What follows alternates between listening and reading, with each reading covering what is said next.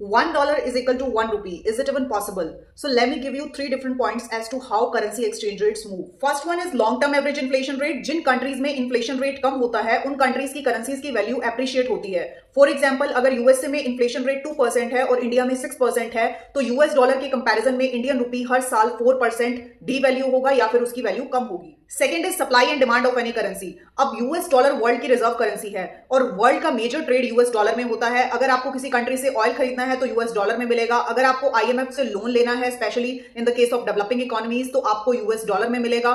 तो अब जिस चीज की डिमांड ज्यादा होगी उस चीज की वैल्यू ज्यादा होती है. तो इस केस में यूएस डॉलर की डिमांड हो रही है तो ऑफ कोर्स उसकी वैल्यू होगी. And third point two consider here is that हमारा जो मैक्सिमम एक्सपोर्ट है वो सर्विस सेक्टर से होता है और 27% इंडियंस को एम्प्लॉयमेंट मिलती है. तो अगर हमारा रुपीज स्ट्रॉन्ग हो जाता है तो इन फॉरेन कंपनीज के लिए हमारी सर्विसेज कॉस्टली हो जाएंगी, जिससे कि हमारे एक्सपोर्ट्स कम होंगे और मास अनएम्प्लॉयमेंट हो सकती है. तो now tell me, do you really want $1 to be equal to 1 rupee?